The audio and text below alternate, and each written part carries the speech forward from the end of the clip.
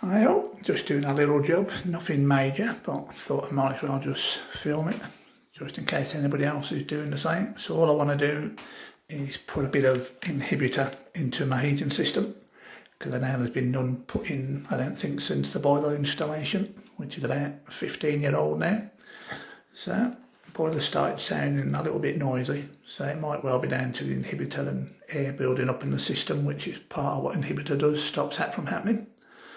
So I'm just going to drain it down. Luckily I've got a little drain off on the valve there. So obviously to do this job you need to isolate this valve, this radiator. So I've got a lock shield here, so you just need a little spanner. Close that all the way down. And then we've got the TRV on the other side. Luckily on my ones they do go all the way down to 0. Some of them you might find it doesn't go to 0. The lowest setting will just be like a symbol of a little star, which is like frost protection. So if you've got one of them, shutting that down won't actually completely turn that valve off, so you'll have to either get a decorator's cap for that or come up with some other way of putting that pin all the way down to make sure it's closed off. So we shall see if this little drain off works, because I've not used it, so hopefully it's not seized up, which I know they're prone to doing.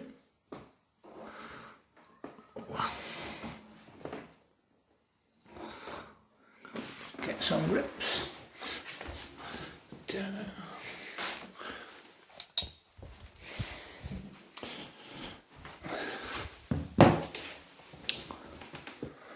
I call these sort of things don't get touched for a very long time. They have a nasty habit of seizing up.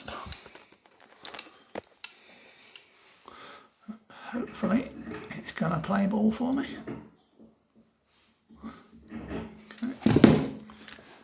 That's loosened off, but will it actually release the water?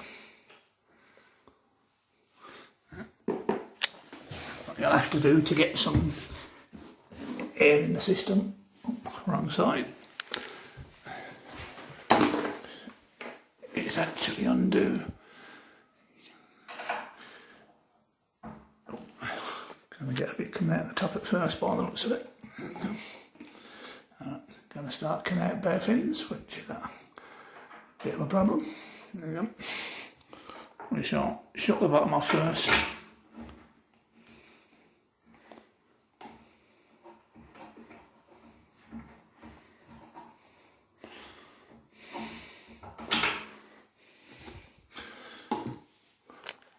Dissipate the pressure out first and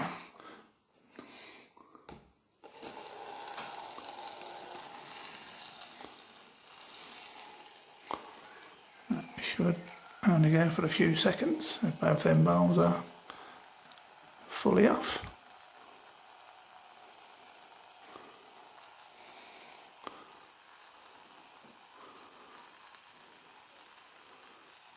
Expect that to start slowing down any time now, assuming both those valves are fully shut, of course.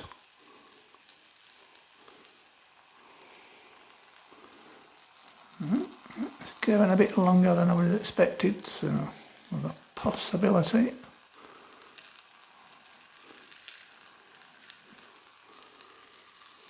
Is it going to stop?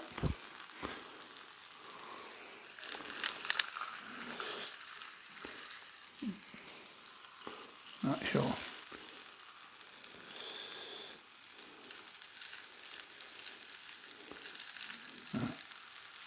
I'll just sit down a second and shut this off.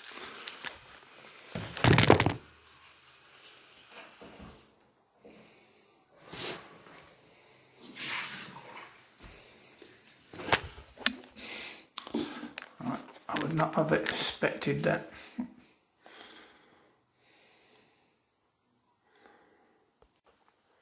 Alright, I'm back. So that didn't stop. So problem was I've had this radiator off a few times. I've been decorating, so the last time I've clipped that valve back on, it wasn't quite seated properly. So even though that was in the fully off position, it wasn't fully shut, so I've just disconnected it, put it back on with a bit more pressure. It's kind of like a spring-loaded clip on the bottom. You twist and then push it down.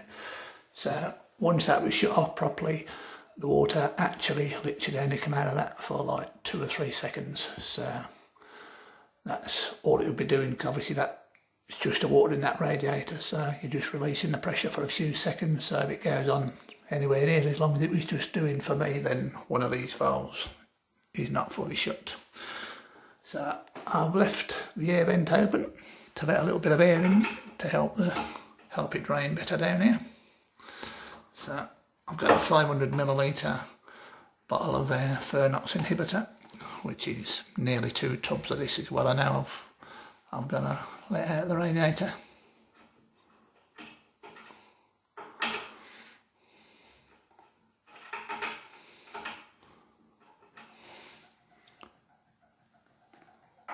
Just open this valve on the top a little bit more.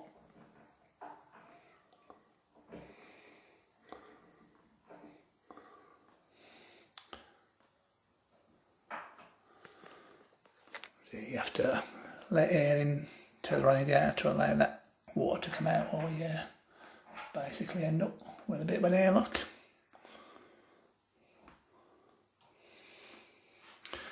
The possibilities, say these valves are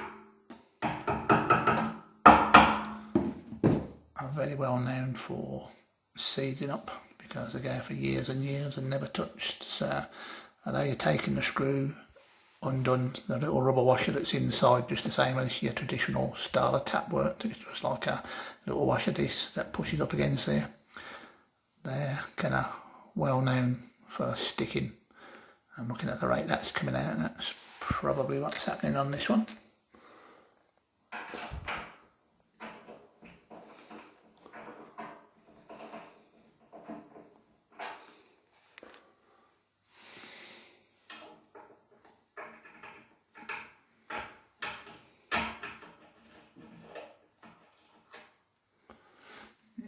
I think that's going to be what's happening. That screw feels like it's... Oh, here we go. Start to get a bit of movement.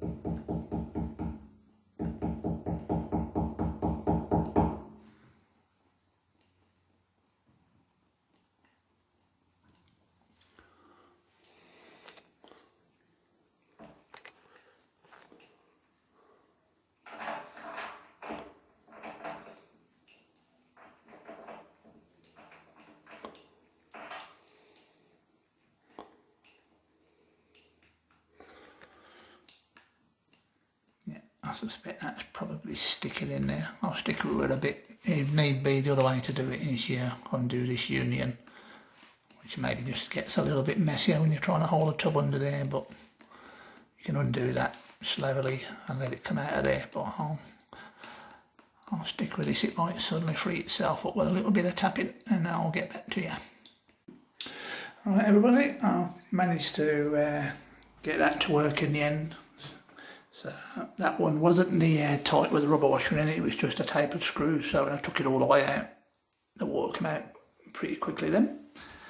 And there's the colour of the water, which, considering this system's 15-year-old, apart from being topped up a couple of times when I've had a radiator off for decorating, then that ain't bad really. I've seen a lot worse when you watch YouTube videos. Yeah, a little tip that I only just recently found out myself: if you want to make yourself a little funnel for doing things like inhibitor, if you take the end cap off the side that hasn't got the bleed screw on it, you take that out. It's actually standard thread, so you get any 15mm compression fitting or isolation valve, anything really, it's the same thread. So there's just a quick little funnel. What you could do, you could go from a 15 that steps up to a 22, and then just the thickness of the 22mm pipe, you'd probably be able to pour into that if you didn't have a funnel without making too much of a mess. The other thing to do just to help it go in is open up the bleed screw on that side just to allow a little bit of air in. So I'm just putting in 500 millilitres of Fernox F1 protector. So say this stuff helps to protect the system against corrosion.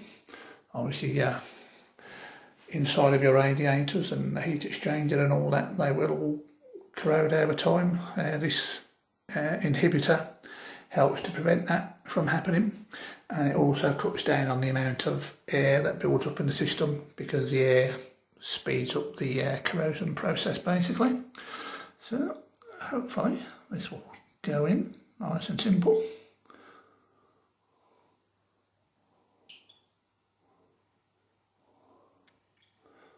So I'll put a little bit of PTFE tape on the thread where it goes into the radiator, just to prevent any leaks.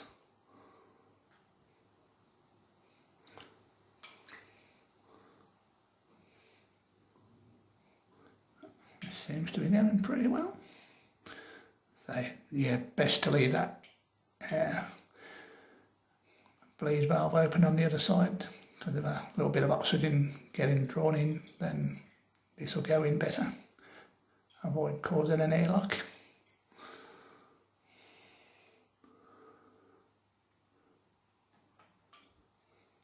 And we'll see after a few days if this maybe helps quieten the boiler down a bit, hopefully.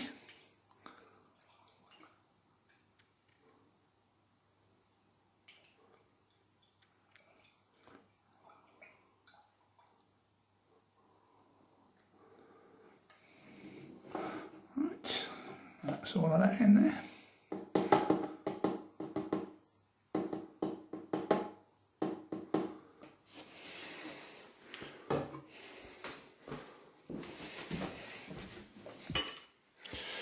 So once you've got it in, you can shut off your little air vent.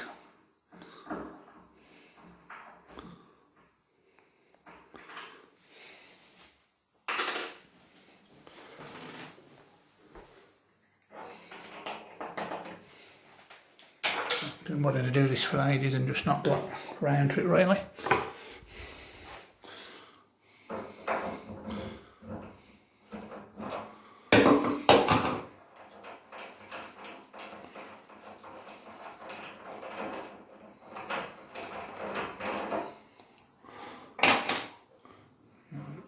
Just unscrew that. So yeah, that's a handy little tip. I didn't know that till I was watching someone else's video and discovered that. And put the little cap back on. These do have little O-rings on them, so you don't need PTFE tape on that, as long as the O-ring's in good condition.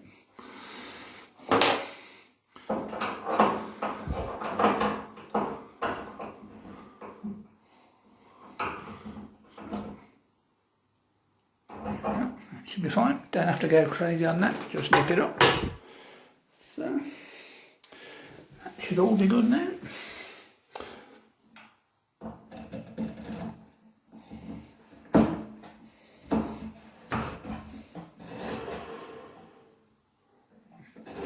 Can see the water going in then.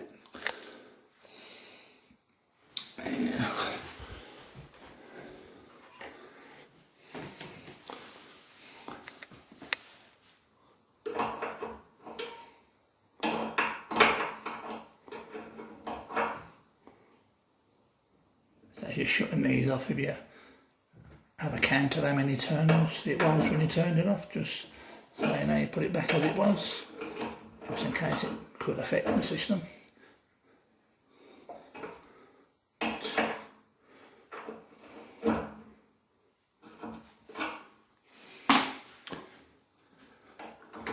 Pop your little cap back on, and that should be job done. Apart from the pressure's going to have dropped on the boiler.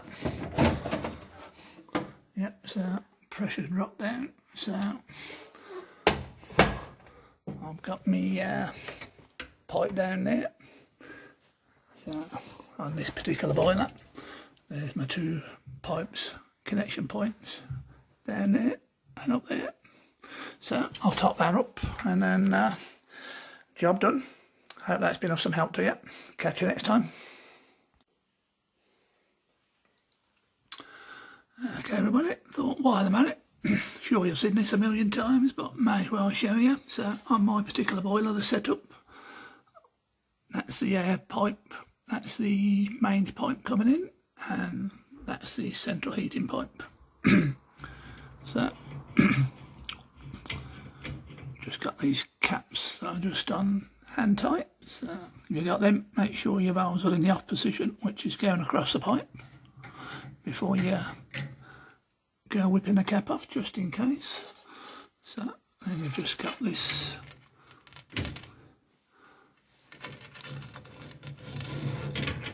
little pipe that you got a lot on the old boilers. A lot of the newer boilers have actually done away with that, and it's another little pipe built in. You just have the valves to open. But this is what you'll find on most boilers that are a fair few years old, that you'll have to connect the pipe up. So, just hand tight's good enough. So that's the mains pipe. So the way I tend to do it, I'll turn the mains valve on, do that fully or as good as, and then I will slowly turn this one on, which will let the mains water go down the pipe and into the heating system. While you're doing that, so say I'll just turn this bottom valve on slowly, and as you're doing that, then clearly you have to keep an eye.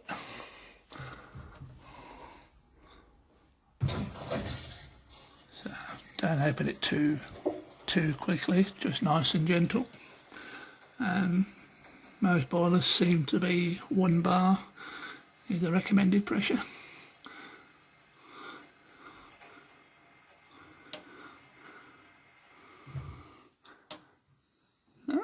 That looks about right to me.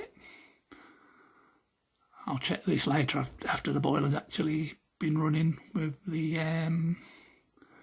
water having been drained out that radiator. It'll probably take a little bit more once the system starts up, so actually I might just go a fraction more, because it's bound to take a little bit.